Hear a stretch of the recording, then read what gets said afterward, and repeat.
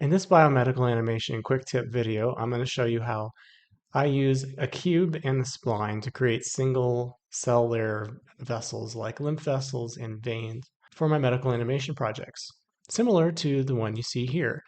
So you're seeing a green lymph vessel that a macrophage is entering into, and this green lymph vessel was created using exactly the same techniques I'm going to show you today. So take a look at the links in the description. I have the project files available for you there, as well as some other things to take a look at. But let's get going. So here we are in Cinema 4D 2024. And I'm going to start this project with a spline, and I'm going to use a helix. This project's going to be designed just to create the modeling components, no animation, lighting, rendering, or anything like that. I just wanted to show you how to create these vessel structures so that you can use them in your own projects. And so the helix is a nice tool to use to create a simple line. It's curvy right now, but we're going to make it straight. I'm going to start off with a 1,000 centimeter helix. So I'm going to make it 1,000 in the height and then turn down the end and start radius to 0. And that leaves us with simply a straight line. It's kind of the easiest way to create a quick straight line. And so the next thing I want to do is create a cube. And the cube size I want to be pretty small. I'm looking at the length of this line right here that we created with the helix tool. And I think about a quarter of this cube face right here is probably how big around we want this vessel to be. So this is 200. Let's try 20 by 20 by 20. I think that feels pretty good for our cell size. So I'll zoom into this and we'll just squish it down in the Y, down to 4. I'm going to turn on line view so you could go up to display and show lines, or it's NB on your keyboard. And I'm going to go ahead and add some divisions in the X and the Z. And the reason I'm doing that is now when I do things like throw these in a subdivision surface, it'll be nice and flat and have this pillowy shape. And that's exactly what I want to do, actually. So I'm going to create this nice, soft, pillowy shape, but I'm going to back this off just one step, so it's only dividing it in the viewport and renderer one time. And then I'm going to make it editable. I'm going to hit C on my keyboard, or you can hit a Make Editable button right here to make this a polygonal object. And let's call this cell base. And I just want to reposition it slightly and make some modifications to it. So I want to rotate it. I'm going to rotate it in the Y dimension, negative 45 degrees. And then I'm going to use the Enable Axis tool right here to rotate the axis back to where it was, so positive 45 degrees, and then I'll turn that back off. So this gives us sort of a diamond shape that is aligned with our grid system. And now I'm going to take this and just enlarge it slightly in the Z dimension, so about 130%-ish in the Z dimension. So we have this. I want to be able to add some slight curves to this, right? Because I'm going to populate this cell structure around a tube, basically. And I want it to be able to curve a little bit. And in order to be able to curve it, I'm going to use some bend modifiers. So I'm just going to grab a bend modifier. I'm going to make it a child of this cell base. I'm going to tell it to go X plus and fit to parent. And that's going to make the bend working from this left to right dimension. So you can see if I modify it right now, it's going to curve like this. And what I want to do is half the Y dimension of this. That Y dimension right now is 20, about 26. You can do it visually, or you could do it mathematically, however you like. I'm just going to visually modify it to about half that size. I'll make it a little bit longer.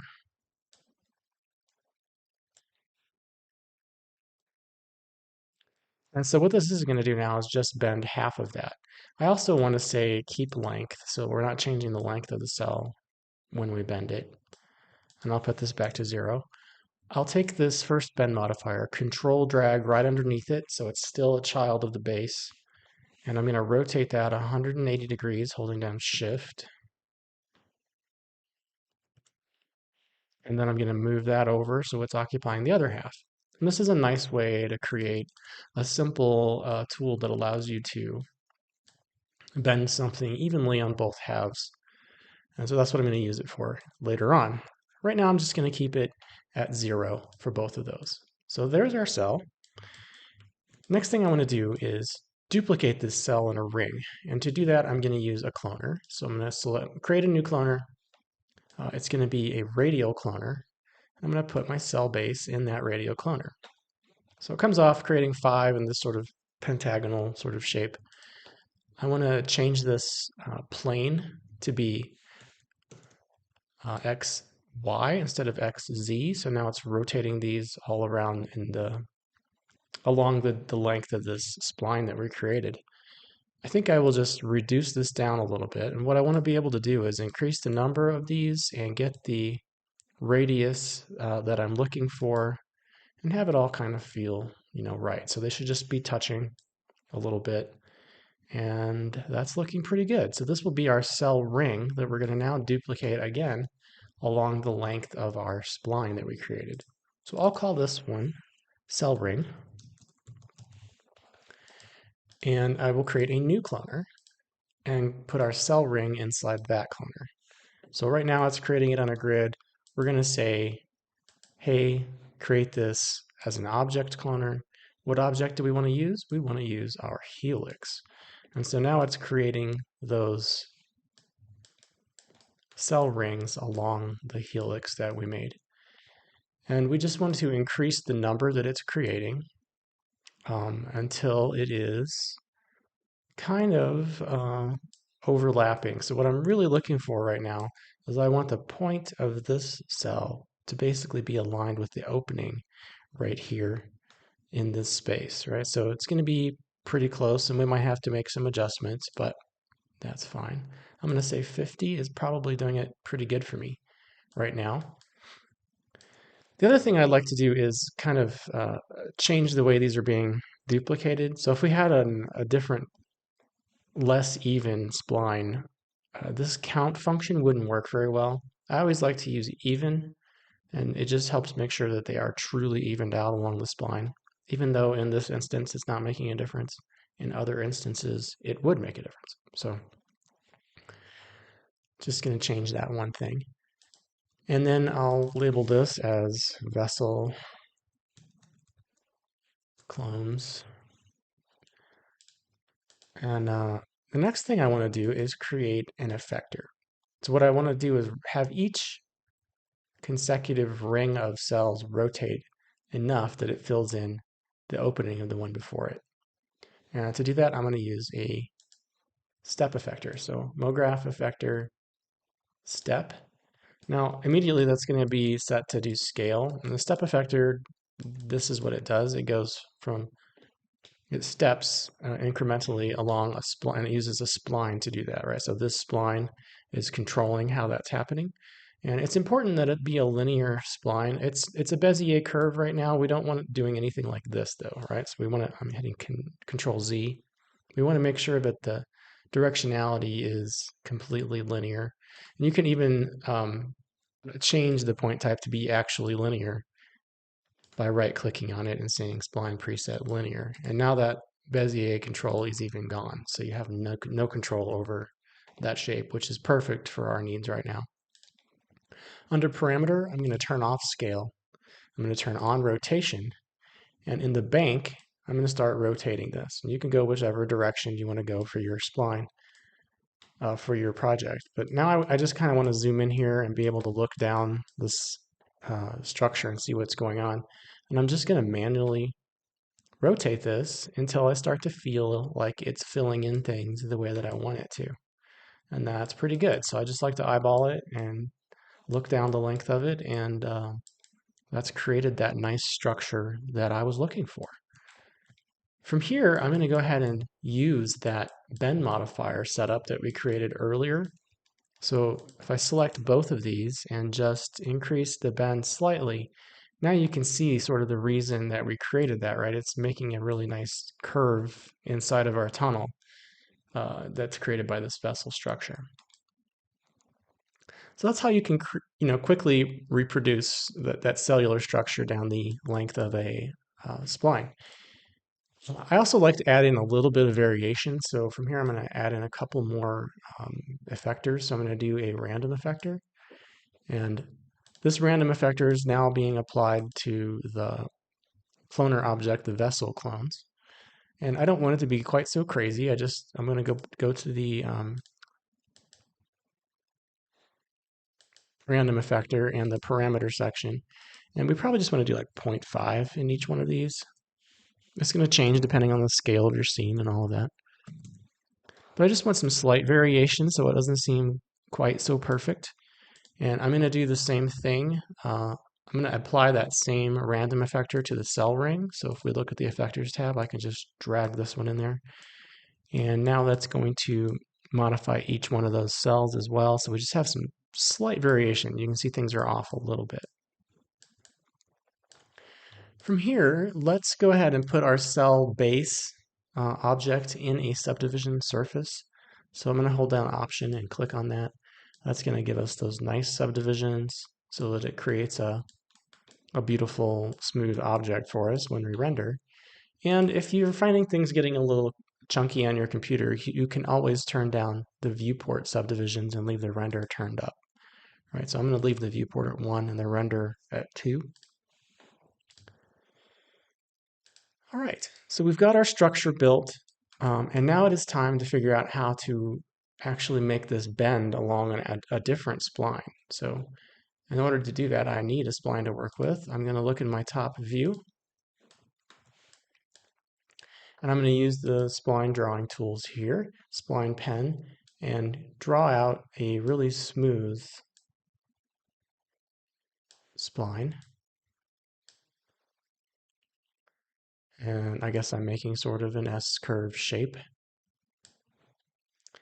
And then I'll hit E and grab my model tool to sort of stop that spline action. And then I want to manipulate that spline a little bit more. So I'm going to look in the three-dimensional view, find our spline over here.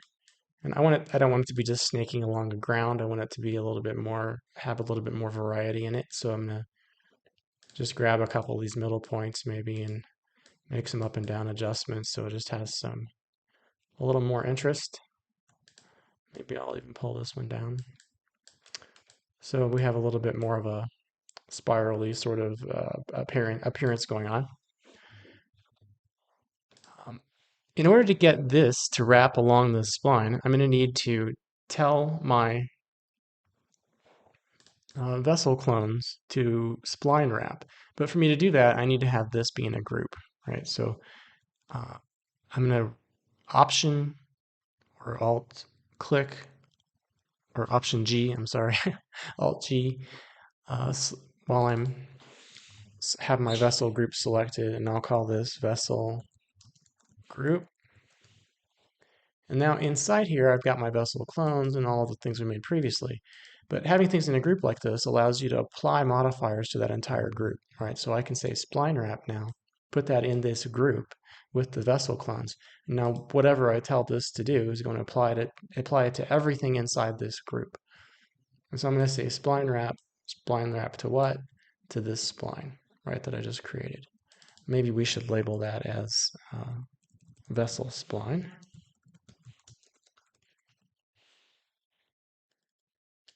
Vessel spline. I need to change the directionality of this to be Z. And I did Z plus. Z minus is going to flip it the other dimension, so whatever works best for your needs. And right now this is stretching it out. I think it looks fine. It's stretching out a little bit more than I would like. But you can see that it is indeed doing a great job of wrapping this shape and stretching it accordingly along this spline. And so the reason I did it this way versus putting the cell rings and populating them directly on the curved spline is now we're not getting any bunching up, right? So things are bending and curving as they go. So these cells are getting shorter, these are getting longer, so that they actually work with our spline object the way they should. From here, I can say keep length on my mode, And that will allow me to have only the length that I built in here so that it stays exactly the way I designed the vessel. So if I wanted this longer, I could come in and make modifications to the number and length of that helix. So for example, like if I make this helix longer, right, it's going to expand out here and I'm going to have to make more duplications and change my rotations. So that's how you can add and modify and keep the sort of true nature of what you designed. Another thing I want to think about before I'm wrapped this up is how is our spline being created?